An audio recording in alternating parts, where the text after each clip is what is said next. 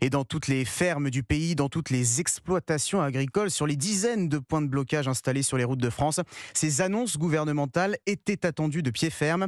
Prenons la direction du premier barrage mis en place la semaine dernière sur l'A64 au niveau de Carbone, près de Toulouse. Caroline Baudry est sur place pour Europe 1. Caroline, vous avez suivi la prise de parole de Gabriel Attal aux côtés des agriculteurs mobilisés.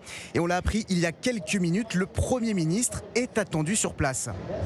Oui, Gabriel Attal qui devrait arriver ici sur le barrage dans quelques minutes, enfin dans quelques instants en tout cas, annonce de Jérôme Bail, le leader de ce blocage sur l'A64 où l'on a, vous le disiez, évidemment suivi presque religieusement les annonces sur une télévision installée entre les tracteurs pour l'occasion. Et ce qui ressort ici, c'est que le ministre va dans le bon sens mais que ce n'est pas assez concret ces mesures.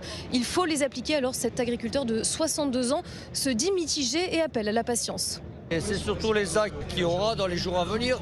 Des promesses, on nous en a donné. Maintenant, les promesses, on en a marre. Si vraiment ce qui dit, ça passe à l'acte, c'est en partie bien. Maintenant, la loi Egalim, je pense que de le dire, c'est une chose. Personnellement, tous ces escrocs industriels, s'ils ont une amende, qu'ils la payent. L'annonce sur le GNR est saluée, mais manque de lisibilité selon ses collègues. En fait, ce discours est à l'image, dit-on ici, de ces politiques agricoles complexes, techniques, alors que notre métier est simple et concret. On ne sait pas encore si le blocage va se poursuivre ce soir. La décision sera prise par les porte-voix du mouvement. Caroline Baudry, en direct du point de blocage de Carbone, en Haute-Garonne, pour Europe 1.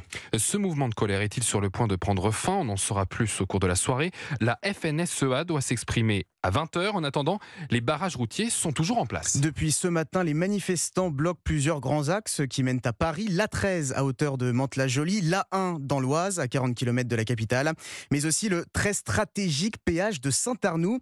Inès Zegloul, 200 tracteurs sont stationnés depuis le début de l'après-midi. Les agriculteurs présents menaçaient de prendre la direction de la capitale en cas d'annonce jugée insuffisante. Alors qu'en est-il ce soir ? Eh bien, ce que je peux vous dire, c'est qu'ici, les très nombreux agriculteurs réunis sur le péage ont écouté eux aussi religieusement les annonces du Premier ministre. Et chaque mesure était ponctuée de commentaires, des applaudissements, mais surtout des sifflets à la fin de la prise de parole, puisqu'ici, Gabriel Attal n'a pas réussi à convaincre. Par exemple, écoutez, Guillaume, il est formel, Saint-Arnoult n'est certainement pas un point final à la mobilisation. Un long constat, un long discours pour pas beaucoup de résultats. On a le sentiment d'avoir peu de résultats pour le moment. Il y a 10 mesures qui ont été annoncées, mais on a plus de 100 revendications. Donc pour le moment, on a voulu bloquer aujourd'hui, soutenir l'action de l'Île-de-France qui était de bloquer la couronne de Paris. On a d'autres agriculteurs qui sont toujours en route, qui continuent de monter par les autoroutes. Donc on va les attendre et s'il faudra montrer à Paris, on montera à Paris.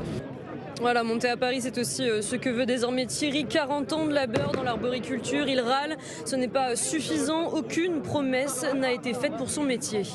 Monsieur Attal, je pense qu'il a les 12 travaux d'Hercule à préparer. Je lui souhaite beaucoup d'énergie et beaucoup de résistance. Et vous continuerez de vous mobiliser au vu de ce qui s'est dit ce soir? On est bien condamné à ça parce que c'est ça ou mourir. Voilà, vous l'entendez, un constat bien amer. Et à l'heure où je vous parle, les représentants syndicaux se sont réunis, s'isolent pour savoir si les 200 tracteurs présents ici sur le péage de Saint-Arnoult se dirigeront vers Paris dans les prochains jours. Inès Zegloul, en direct du péage de Saint-Arnoult sur l'A10 pour Europe 1.